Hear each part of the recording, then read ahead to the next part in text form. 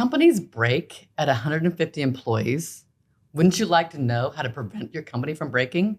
Tune into this episode of The Leadership Hustle and we'll give you the answers. Hello, and welcome to The Leadership Hustle for executives whose companies are growing fast and need leaders who are ready.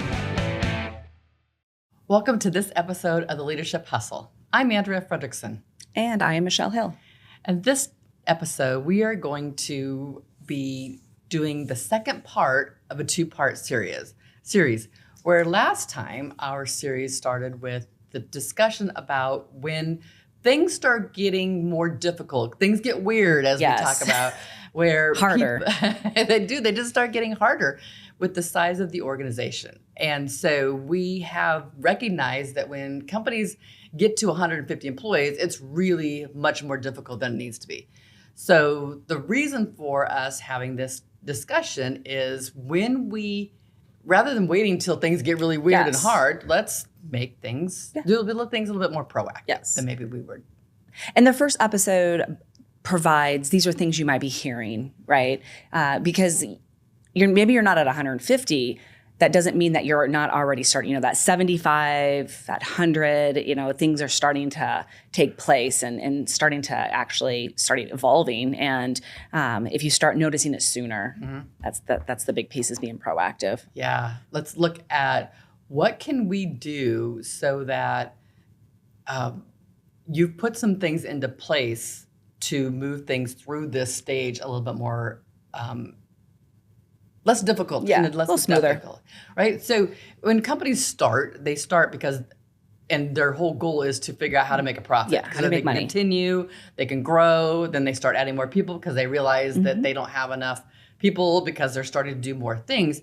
But there's a place and time where the regular discussions and the regular, Michelle's going to do that, and Andrea takes care of that, and Court takes care of that, and we all know who it is. Everyone's connected. Right. Everyone knows what's happening. Everybody knows what's happening. Now we don't have the systems and processes. So think of this as the stage of, if we don't have systems and processes in place, we probably need to spend quite a bit of time in that. Yes. But recognize the organizational structure that you have at 50 or 75 employees is not going to work when you get to 100 or 150 or even 200 employees. You're going to have to restructure this. So we've come up with a few specific stages that if you take those steps are going to help you quite a bit.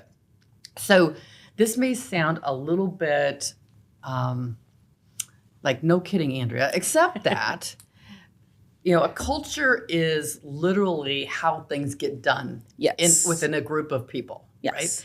So if that is the thing, like today, how things get done in your business when it's small is not necessarily how it's going to get done when it's bigger. That doesn't mean that people aren't going to be nice, and it doesn't mean that we're not going to donate time to our local charities, and it doesn't mean that we are going to have a really strict, super professional, or it doesn't mean that we're going to be really lazy or lackadaisical or looser. It's how do we want it to be in the future? Yeah. How do we want people to treat each other? How do we want them to work together, right? Right. Because that larger number creates more barriers and more assumptions, and we don't know as people as well as we do when they're that 50, 75. It's like you really know people well, and you trust them, right?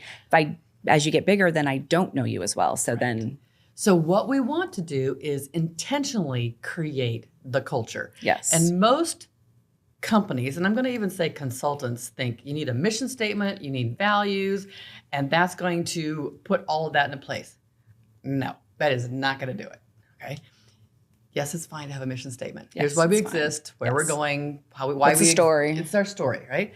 It's fine to have a set of values. The values are what we, think of as are important to us, but that isn't here's how we behave. Correct. So if you create and codify, these are the things that we do and how we behave in our organization, that is going to be so much easier to coach to interview. So Michelle, what are some of the behaviors that people that you coach and organizations that you coach find super helpful as examples? Yeah. So, I was just, the two just popped in my mind real quick is we get shit done and we have each other's back. Yeah. Right. It's so, and we have each other's back. then you dive into what exactly does that mean, you know, and it's like, so if you have my back, then that means if I miss something that I know I have good intentions, and you're going to step in and help me. You're going to point it out. You're going to, you know, it may look like feedback, but I'm not going to go into fear that you're judging me. Right. I'm going to be like, oh, thank you for telling me. Right. And so those are two that just kind of just off the top of my head. There's so many. There are so many, and don't be afraid to do more than 10. All right. Yes. So I'm not saying you need 50, but I think that there's some group of behaviors that this is how we do things here. This is what we want. This is what we're looking for. To seek to understand. Yes. And be curious as opposed to blame and protect. You know, those are the kind of believe in good intentions. I'm going to get curious and ask questions. And these behaviors need to start with a verb. You know, think before you speak, or get shit done, or have each other's back. You know, those are things that we can do and we can see. So get those really, really clear, because without them, it comes by accident, and it's usually driven by whoever's in charge of the team. Yes. But if you want your whole organization to be wrapped into here's how we behave, then you got to get everybody. Yes. Being intentional. And I would say you can get input from the executive team and others, but the final decision usually has to come from the very top. Yes. Somebody has to make the decision as to what they are. Yes, and they have to be role modeling 100% as well. Absolutely. I mean, I think it's great to get feedback. Why do you stay? What is it about our environment that you really, that causes you to want to be here? Because then you can find some themes out of that as well. And then now people are a part of it. But ultimately, the decision has to be at the top, and then they have to make sure that they're role modeling. And they have to be and we have to about all Yes, we have to be teaching and interviewing and just coaching. Yes. Right. So the second thing is we need to design, and it's probably redesign, the organizational structure and processes for the future. Yes. So dive into that a little bit. Well, when we think about the future, it's like, where are we at right now? And it's not people, right? It's what are the current roles and what are those responsibilities? But if That's we're the going, next one. Well, yeah. But if we're going to, sorry, it's okay. But just sticking to the role, and it's like, what are our needs as we continue to grow? A lot of times you may have a sales and marketing person. They're wearing both hats, and that's great in some organizations. But as we get into marketing, if we're going into the social media world, I mean, there's more demands. Right. So at some point in the future, we may look and say, we need to have a person who's really driving just the sales, right? They are the ones that are leading this and moving this forward. But we also have who is the person or people that are responsible for our messages, internal and external. Right. And so now we have two people. That's the future. It's now breaking that out. Right. And we might have to add instead of outsourcing our IT, we might have to bring in a CTO or a CIO. We might have to look at, instead of having an HR manager, we might have to have somebody who's in charge of all HR, including talent. We might have to have somebody who's in charge of engineering. I mean, there's things that we have to plan for and know what that is. Well, and not to interrupt, but one that comes to mind is as we're growing quickly, right? Sometimes we're going to have managers that all of a sudden they're managing 10, 15, 20. That's 20 people, I bump into this currently, even in bigger companies, right? And so part of that reorganizing that structure, it's like, let's look to see what are the numbers? What are they really? Different roles, or are they the same role? Because if they're the same role, there's one thing. If there's multiple roles underneath a manager leader, there could be little pocket, yes. So you have to look at, there isn't a standard rule. No. But let's make sure it's manageable, and how well have they become high performing versus how much extra support and coaching are they going to need because they're not there yet. Correct. But we also want to make sure that we're talking about, make sure that the processes, communication processes, the feedback loops, the information of how the organization is doing, the metrics, making sure that people understand what is the process and the expectation within each of those processes. It isn't rumor. Correct. It isn't a drive-by in the hallway. Yeah, which is really easy as a startup, right? Yeah. It's like this conversations are just flying as you're walking by the hall, and I know this, and everyone else is going to know because there's just so few people, right? But as it gets larger, now, why didn't I know this? When did we announce this? Oh, we didn't.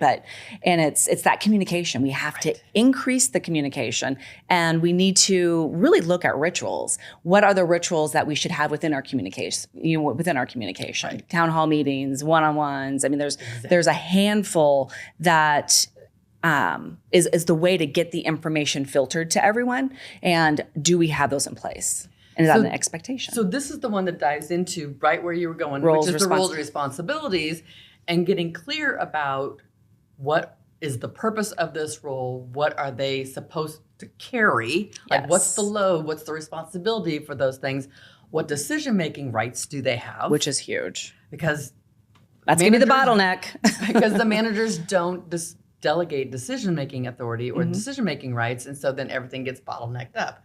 And between these two, between the organizational structure and the roles and responsibility clarification, is when we get the most pushback, because now we're coming too corporate-y. It's too much structure. And trust me when I say, when you put this into place, it gives you more freedom. Yes, it does. Because you're wasting so much less time. Well, and part of it is we have to identify not only what is it they're going to do, but what are they going to stop doing and who should be doing it, right? Because even if you go back to sales and marketing, we've got to divide these out, but then what are those things that this one person was doing it, now we're going to have this person, is going to oversee sales, and this person's is going to be the marketing person. What's that salesperson whose habits, right? Right. They have to let go. Well, and we do understand that when somebody's new into a position, they may not be ready for the decision-making authority right away, but we're delegating that into the process and training people up over time. Until that time, somebody takes it until it gets.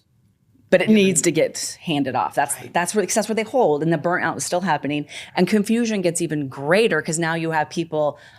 I should go to this person, but that's really the title. Shouldn't I go to this person, right? There's all these mixed messages. And that's where we're hearing, the signs and symptoms where, I have to ask my manager. I have to go check with my manager. We need to make sure the manager gets, all this information. Yes. And the whole goal is to move the decision-making authority to the place in the organization where it makes the most sense. And it's not always at the top. Yes. We just have to train and coach people to do those things.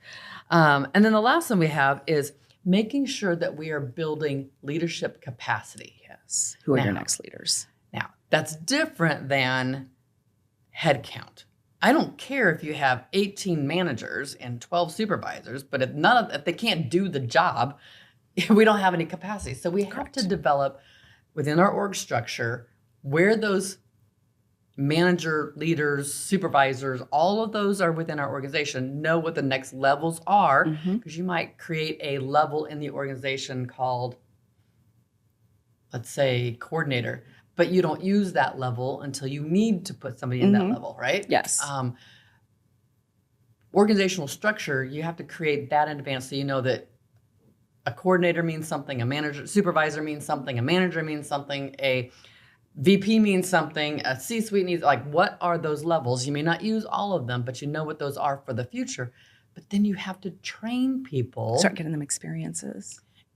And get them so they can transition. Yes. Because one of the most frustrating things for everybody involved is Friday I'm an employee, I'm an individual contributor, or whatever role I was in, and Monday I'm a manager. Nothing changed but my signature on my email because no one helped them transition to. So how are we transitioning to that next position, and how are we transitioning to the next role? It's that development plan. But I did it, so why can't they do it? Yeah. Well, and hence when we do it that way, we get people then that have been elevated in a title, but they're still doing the responsibilities of who they should really managing, right? So everyone's shifted down actually in regards to their skills and knowledge versus let's shift them up. Hence this, do we both just say hence? Okay. We've got people who are stuck in the middle, right? So this middle manager group is so taxed, burned out and taxed because there's expectation from the senior group to get results and to make sure information is communicated and make sure all the new processes and procedures are rolled out and make sure the new benefit packages are communicated to and everything like that.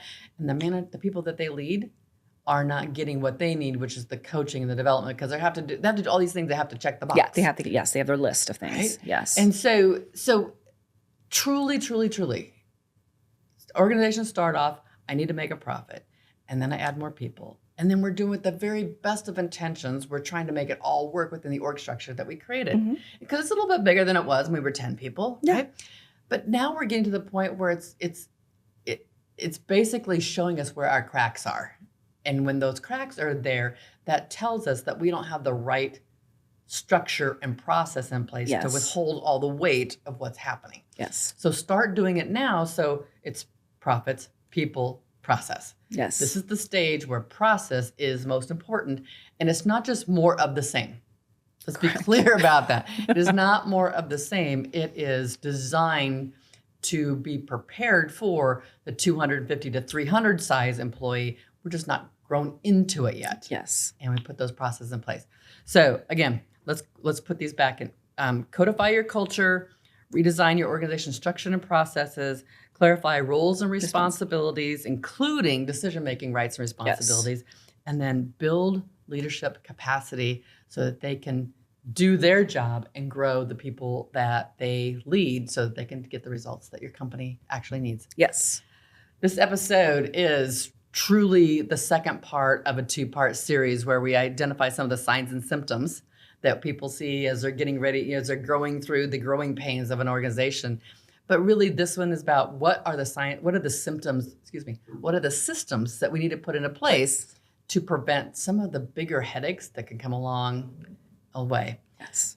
This episode is, I think, really important to a large number of companies because they can't get past this. Yeah, they get stuck. Size, right? Yeah, they're just stuck. Right.